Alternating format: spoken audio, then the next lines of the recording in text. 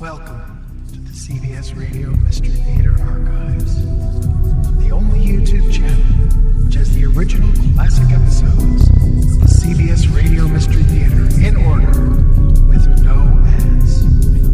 Thank you for listening, and now, enjoy the show.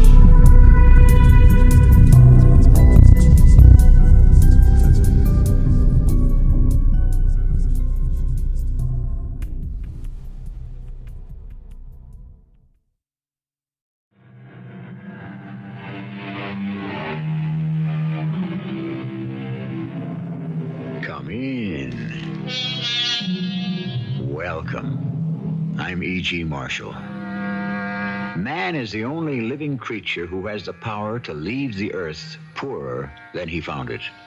Indeed, there are those cynical souls who insist that the sun and the moon and the stars might have disappeared long ago had they been within the reach of predatory human hands. Now, wait a minute. We did reach the moon. Well, we can only wait and see. And hope. Are you sure I won't be intruding? No, never. These are fine people. I have every respect for a man of science, such as yourself. Come inside. Meet everyone. Friends, we have here Dr. Carstairs. How do you do? Now, Leopold, now. Hey. What was that for? That was for nothing. Now we shall get down to business. Again, Leopold.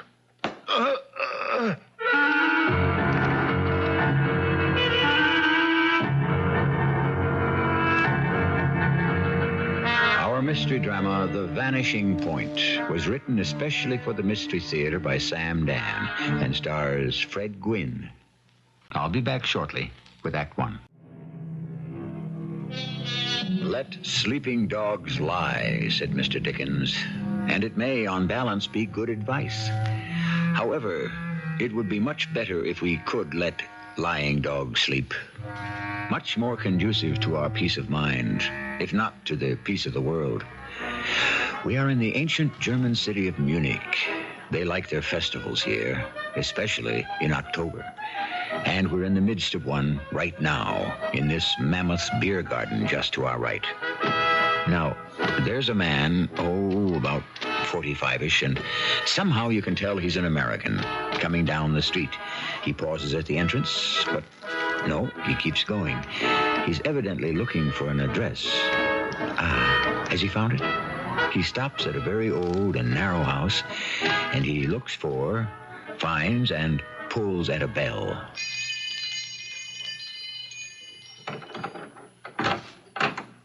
Yes?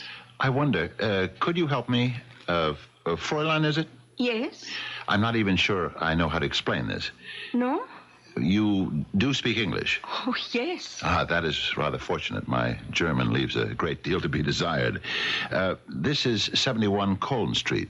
Kolnstrasse? Yes. There was someone who lived here a long time ago. This goes back many years, even before the war.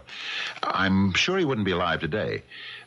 Why do I say that? He could be. He would be in his 80s, perhaps his 90s. I wonder if by chance you might know something about him. His name is, or was, Franz Wilhelm Klust. Does that mean anything to you? Franz Wilhelm Klust. Maybe I'm not pronouncing it right. Perhaps it's Klust. Franz Wilhelm Klust? Yes. I do not know the name. Oh, well, I'm sorry. I just thought I might find someone who could shed some light. I had this address, and that's all. Now I don't even know where to look. You might ask at the town hall. I did, and this was his last known address. I see. I'm so sorry I disturbed you.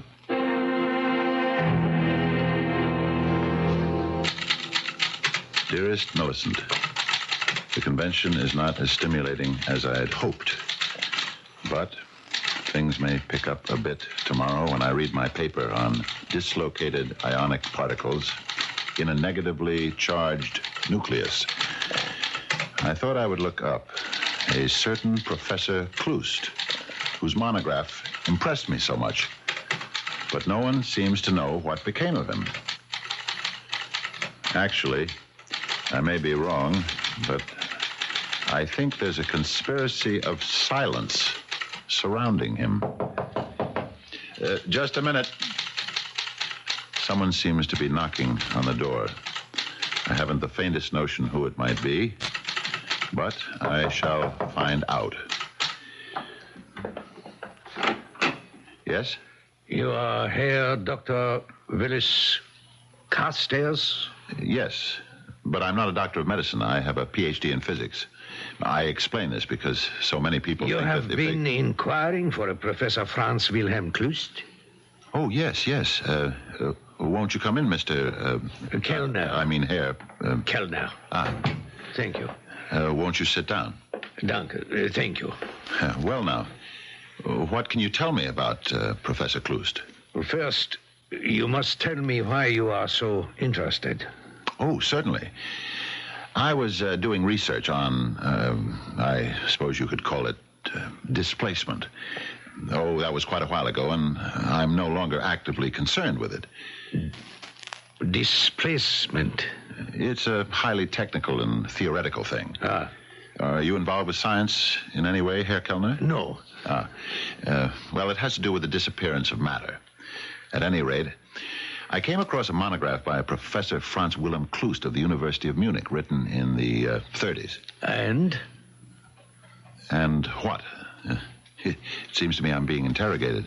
Oh, you must excuse me. You see, I am his nephew. He's an old man. Ah, then he is still alive. Oh, yes. Oh, that's marvelous. But he is not strong, and so I wish to make sure that those who call him have an interest that is, how would you say, legitimate. Of course. As I said, at one time, I was interested in his specialty, but I've since gone on to other things.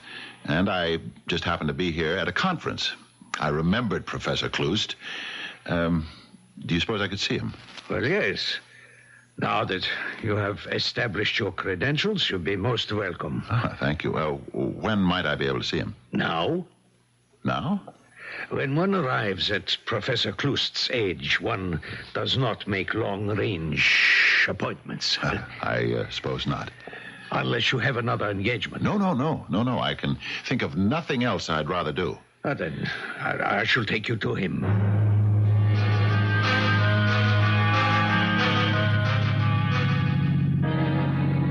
Is it much further? No. It's very kind of you to undertake such a long trip. It will give my uncle pleasure. I only read that one paper of his, but it showed such brilliance. And I never heard of him before or since. Why isn't Professor Klust better known? Who can say? Science is perhaps like other fields. You must know how to succeed. That's true. And this is his house. We seem to be in the country. My uncle needs the air. He always loved Einsamkeit. Aloneness. Solitude. Yes. Yeah. And now you shall see him. Oh, yes. Oh, it's beautiful here. Lovely place to work. Is your uncle still active? Very much so, yeah. Very much. Please come in. I should like you to meet my cousin, Leopold. How do you do? Jetzt, Leopold? What is this? Einmal. Noch einmal. No!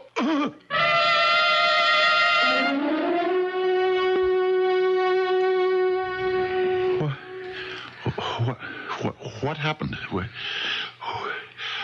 am I? Try this cold compress, you feel better. Wait. You and that... Leopold? Yes, that gorilla. Please. While Leopold is unable to speak, his hearing is perfect. He doesn't like to be insulted. What have you done? You brought me here and broken my jaw. No. Leopold is very scientific. There's no lasting damage. Pain, yes, but for a purpose. Oh, what purpose? You bring me, you lure me here under false pretenses. No, you are the one who travels under false pretenses. You, Professor Dr. Willis Carstairs. Me? This is why it was necessary for Leopold to teach you the rules. What rules? That we are serious people. That you must answer at once and truthfully. Answer what?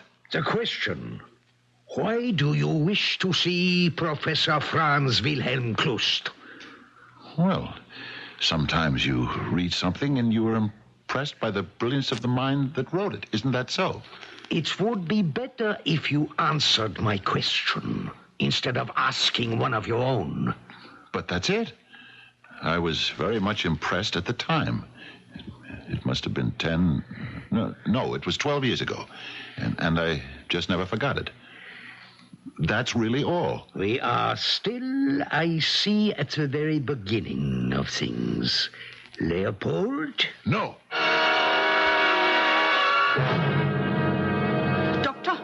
Dr. Carstairs. What? You must wake up. Wake up. Are you all right? No, I'm not all right. Come. Well, where? Wait. I know you. You're the woman who answered the door when I asked for Professor Klust. Yes. Would you mind telling me just what... There is no time. You must leave. Oh, yes, I'm willing to do that. Good. I have an automobile outside. You can walk? I can even run if I have to. Well, then hurry.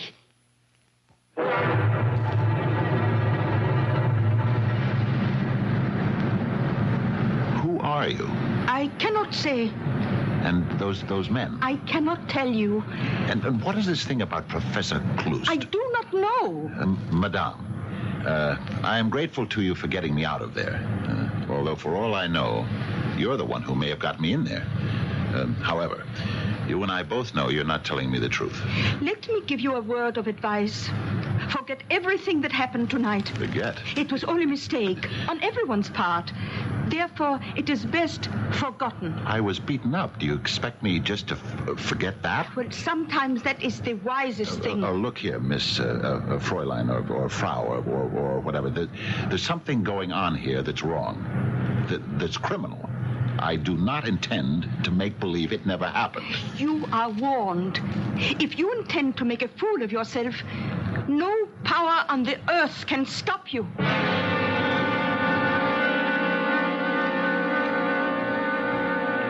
And so, Herr Inspector, you see, I felt it my duty to report this to the police. Yes, of course. Quite right. I haven't the foggiest notion what those people are up to. Do you? It is important first to see if we have all the facts in hand, nicht wahr? Certainly. Now then, you are Willis Newton Carstairs, American citizen, doctor of physics, teaching at the University of California. Yes. You are attending an international convention of physicists here in München. And on the night of May 21st, on or about 7 p.m. or 1900 hours, you called at 71 Kölnstrasse to inquire as to the whereabouts of a certain Professor Franz Wilhelm Klust. That's right. Now then, may I inquire, why do you wish to see this Professor Klust? If he's still alive, I'd like to discuss some ideas with him. He has a great mind. Oh, yes? And if he's dead, I just thought I'd like to chat with some of his associates or people who knew him. I had no idea it would stir up such a hornet's nest. Well, you did wise to report the matter. We shall try to find these people and ascertain what is happening here. But, Inspector, tell me, why should there be this fuss about Professor Klust? Well, I could not say. The man was an obscure physicist. Why should the merest mention of his name get me into so much trouble?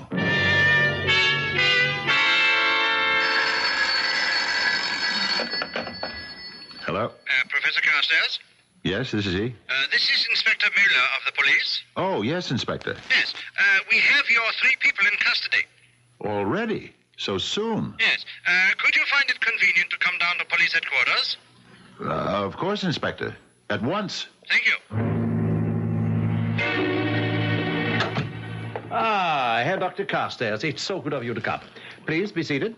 Thank you, sir. Now, these 3 people, I trust you know them. Oh, yes. We have Fräulein Erika Bauer, we have Werner Kellner, and last but not least, Karl-Heinz Leopold. Yes. I have here your deposition, your story, this paper. And also, I have on my desk this paper.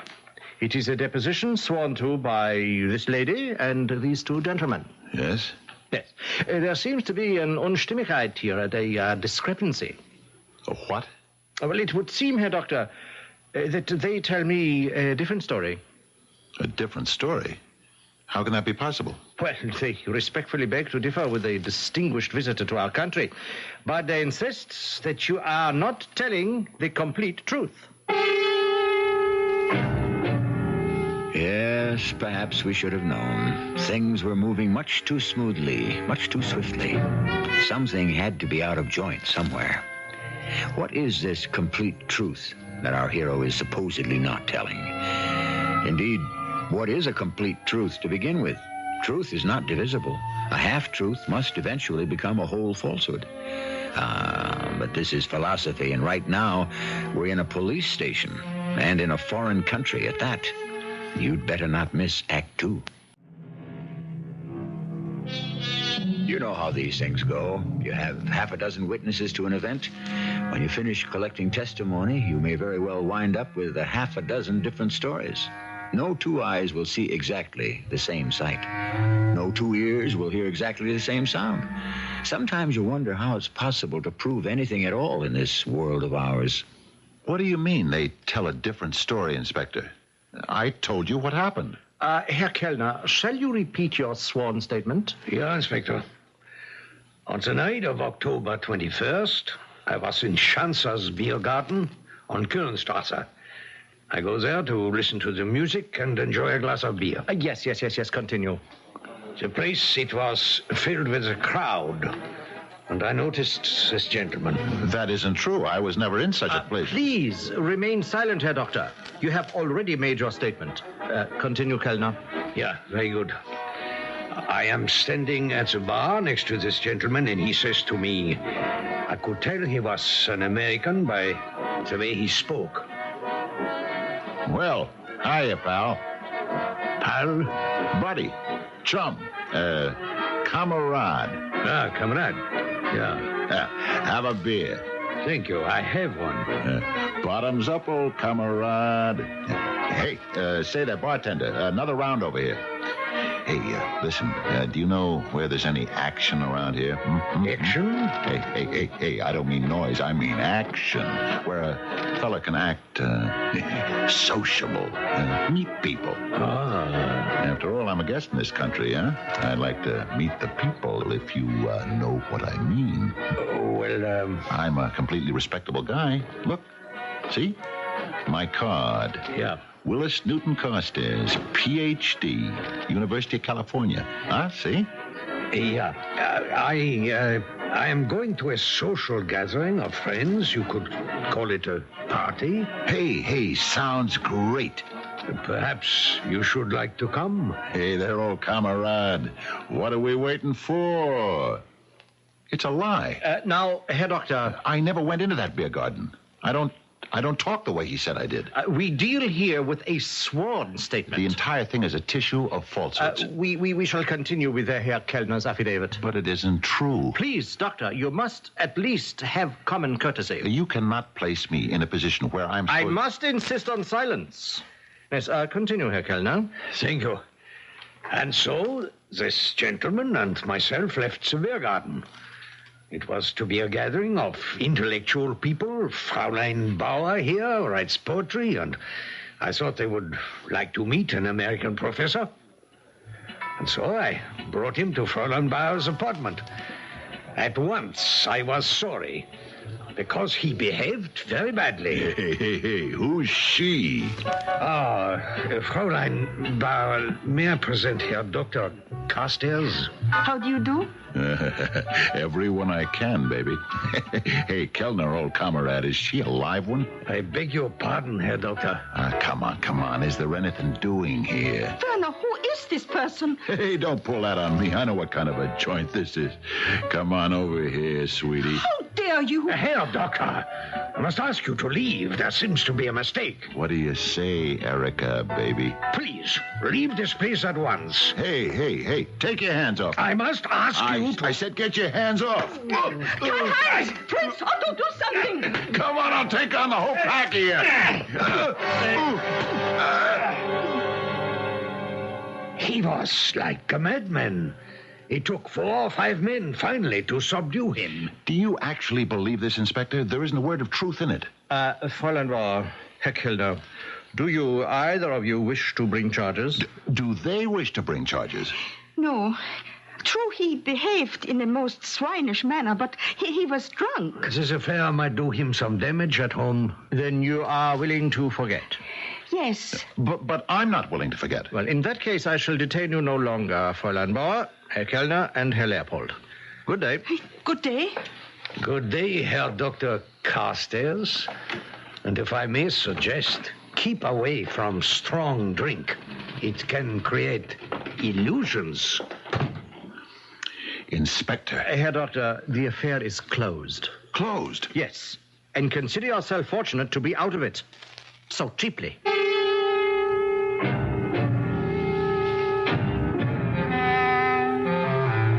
Yes, we were informed of the incident, as a matter of course, here at the consulate. Were you?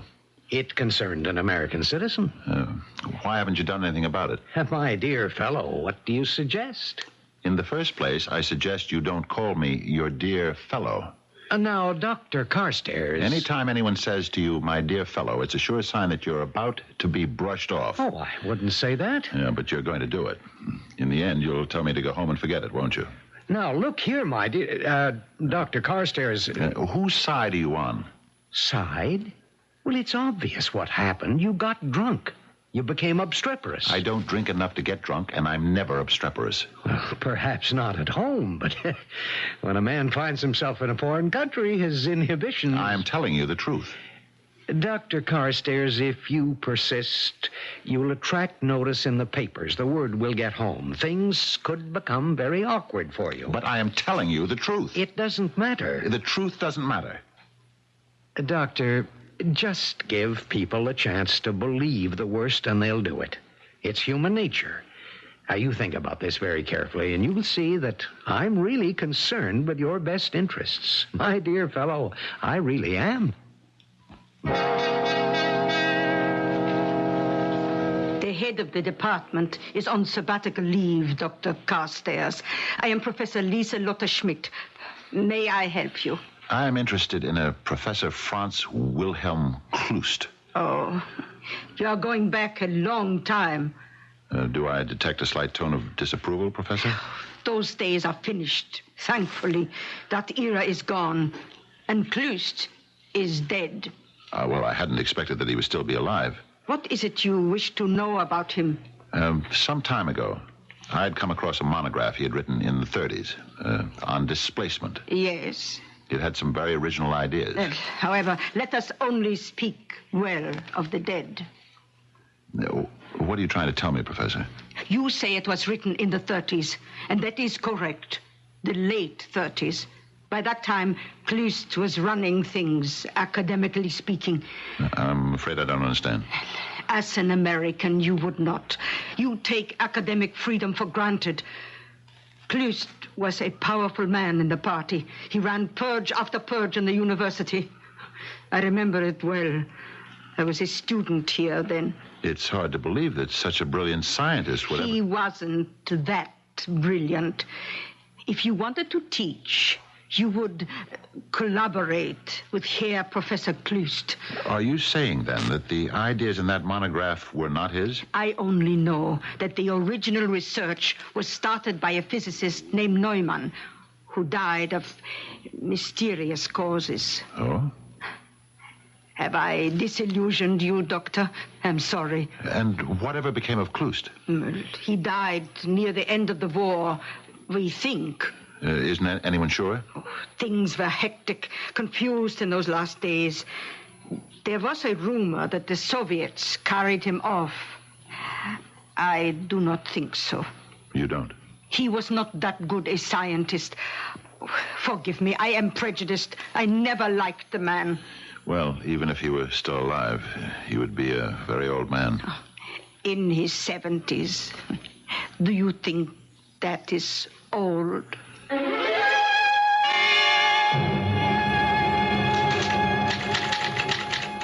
Dearest Millicent, I'm beginning to see daylight.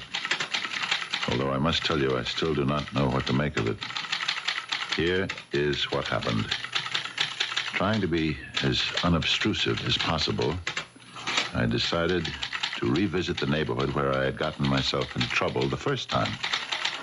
I passed by the beer garden, and it was packed solidly with people. I decided to go inside. I was hidden by the crowd, and although it was noisy there was one voice that was very, very familiar. It seemed to stand out. Listen, friends. We shall succeed.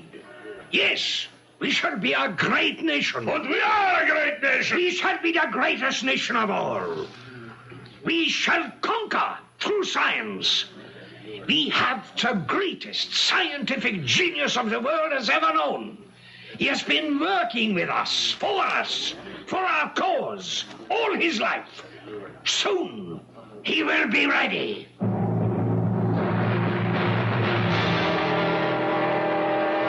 Yes, Herr Doctor. What may I do for you? You might curb your impatience. I beg your pardon? You consider me a fool, a troublemaker. Oh, Herr Doctor. You consent to see me because it might be awkward not to. Suppose you state your business? That's better. Abrupt, impersonal. First, are you aware of the existence of a political party called the National Restoration? Yes. Is it a neo-Nazi party? Not just neo-Nazi, but neo-everything.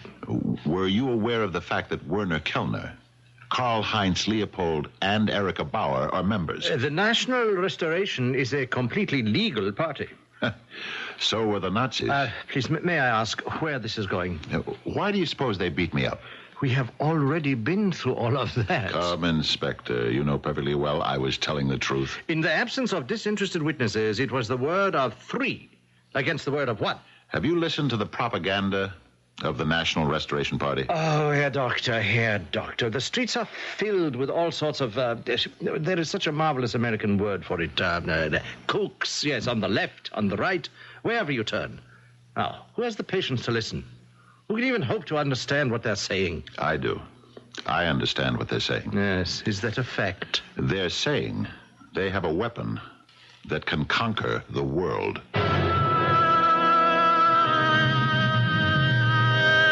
Is that what they're saying? Yes, it did seem that was what our friend Kellner seemed to be spouting back there in the saloon. But wasn't that just beer hall talk? And what if it was? Does that mean it shouldn't be taken seriously? Just how seriously is what you shall discover in Act 3. We constantly teeter between sense and nonsense, and the problem is, it's difficult many times to distinguish one from the other, especially the way perceptions, conditions, and styles and attitudes keep changing. But haven't we the right to expect that a learned, dignified, conservative professor of physics would be aware of the difference? It all depends. You're saying they have a weapon that can conquer the world? I heard Kellner make that statement. May I ask where? In a beer garden. Oh. Look, Inspector, just before the war, in this very city... that was before my time. There was a professor of physics named Franz Wilhelm Klust. Yes, I read about him. He died at the end of the war. That has never been established as a fact. Please, if there is a point to all of this, make it. The war is over. Klust is presumed dead. Mm-hmm. That's all right with him. There's a possibility he could be prosecuted for war crimes. He goes into hiding, but he needs help. He gets it from the newly formed National Restoration Party. You have the facts to support this contention? The years go by. The original Restoration Party members get old, pass from the scene. New ones join up. But the constant, the unifying force is Klust. He is working on the weapon that will make all things possible. The party members have one grand mission: support Kloust, protect Kloust, maintain a secrecy that will allow him to work, to finish, to perfect the weapon. Yes, once again, the facts. Suddenly, a shocking event occurs. One night, a stranger knocks on the door and inquires for Kloust. Why? All these years, everyone thought Kloust was dead. Obviously, the stranger must be a spy. So, they lure him to a lonely spot where they try to force the truth from him. Then they decide to release him to see if he can lead them anywhere. But he doesn't. They are relieved. Obviously, he was telling the truth. He was just an innocent, blundering foreigner. I must keep insisting the facts. Professor Franz Wilhelm Kloust is working on a weapon which could very well change the course of history. Yes, Herr Doctor, we shall look into the matter. Yes, I'm sure you will.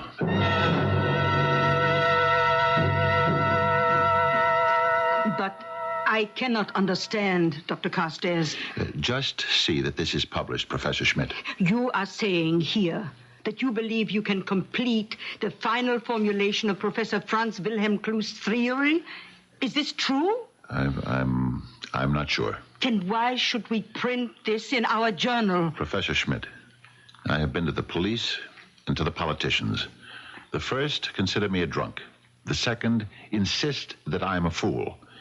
You must help me. Dr. Carstairs, there is no real evidence of any... There are times when a scientist wants to be accepted on faith.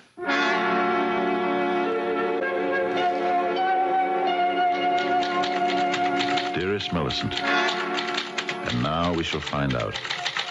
The journal appeared this morning. By this time, they will have read my article.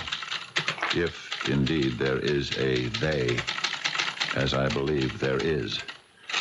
Perhaps I shouldn't be doing this, but I cannot help myself. I cannot stop myself. I keep hoping now that I have been wrong. Millicent, there is a knock on the door. I knew there would be. I don't know what it means. I only know someone is knocking on the door. And now, of course, I must answer it. I've been waiting for it. Dear Millicent, to be continued. I hope. Just a moment. Herr Kellner and Herr Leopold. Won't you come in, gentlemen? I've been expecting you. Herr Doctor, both Karl-Heinz here and myself, we are armed. I understand. And so, shall you come quietly? The quiet way is always the best way.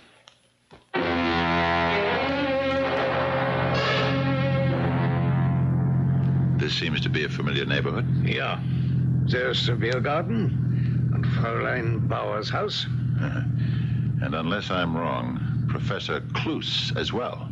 He's been here all these years, hasn't he? We have built for him a very comfortable laboratory below the house. And no one ever suspected the old man was still here, still alive. Well, what do you want with me? The old man, yeah, he is old. And from time to time, his age, how can I say it, interferes, gets in the way. I see. He needs help. And because you have claimed that you are familiar with his work, you have been chosen to assist him. At the point of a gun. And suppose I refuse? You will be shot. Obviously, you're up to no good. Oh, I disagree. We wish to do good for all humanity. And to prove it, you threaten to kill everyone who refuses to help you. Humanity must always pay a price for progress. Ah, we have arrived. Escort your guest inside, Leopold. Yes, down here we are truly away from the world. Step inside, please. Here is the professor's living room and study. See how comfortable. Oh, yes. And that door, it leads to his laboratory. Come. Professor! Professor! Yes. Oh, yes, Kellner. Professor, this is an American. An American, a prisoner of war. Where is his uniform? Oh, an American scientist. A scientist. We have captured him. Ah, so good. Yes, good. Professor, he has read your paper. The paper? What paper? He, too, has been working on displacement. Ah, he has. Also, yes. Well, we shall see about that. Come into the laboratory. You will do as he says. If you insist. So, you are Professor Franz Wilhelm Klus. Yes. Now, what do you know about displacement? I know the theory. Oh, any fool knows the theory. Position is positive. Volume is positive. How to negate position and volume? There must be a negative force. Ah, the negative force. Yes, it's the negative force. Neumann saw the negative force as a tool to help mankind. Neumann? Who is Neumann? Neumann saw it eliminate so much expensive, backbreaking, time-wasting labor. You could level mountains. You could clear fields. You could dig tunnels.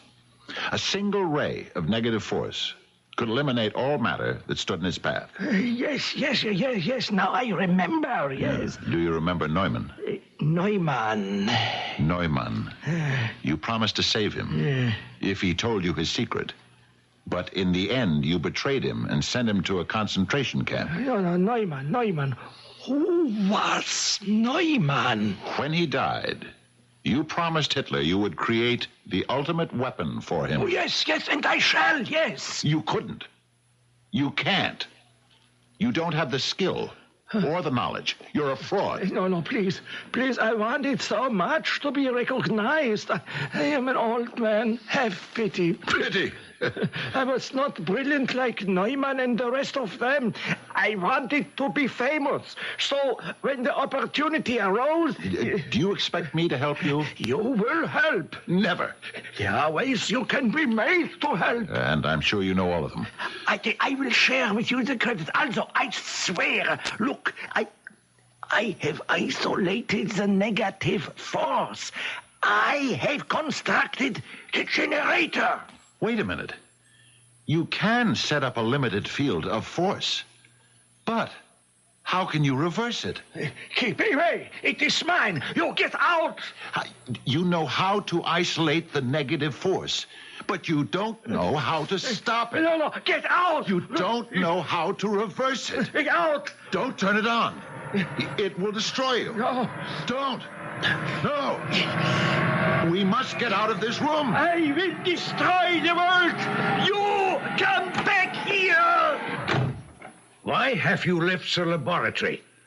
Have you the professor's permission? Why don't you go inside and find out? I shall. Leopold, Erika, guard him. I warn you, no tricks. What sort of tricks could I possibly play?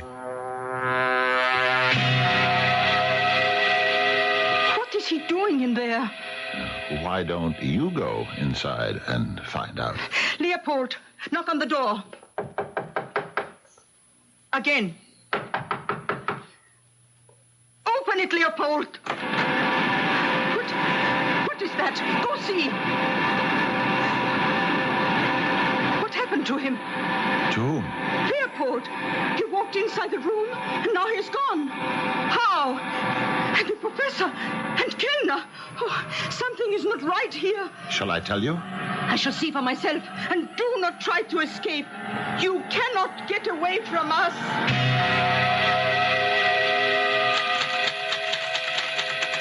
Yes, my dearest Millicent, what all of them did was walk into the field of the negative force, which displaced all of their positive atoms. In layman's language, simply made them disappear. So, deep down, in a hidden cellar at 71 Kronstrasse in Munich, is a negative force generator, which is creating a small negative force field, and it cannot be shut off. I don't know how to do it. I don't even think it's possible. And anyone who goes into that room and gets within range of the field, well, however, who is going to bother? The police? The consulate? No one believes me. Yes, it's a great weapon.